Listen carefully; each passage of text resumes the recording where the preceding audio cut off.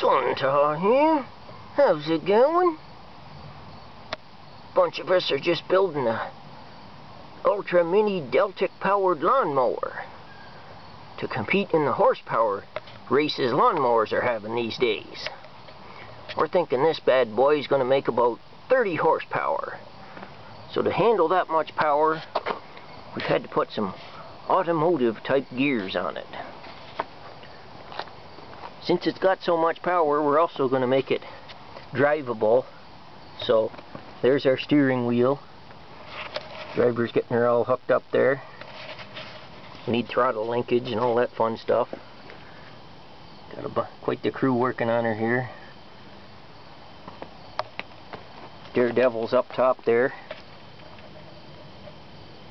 He's going to try spinning around on it when we first start it up.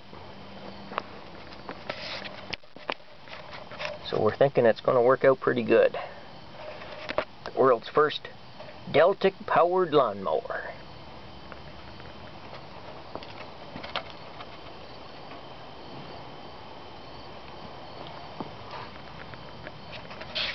Anyway, we'll catch you later.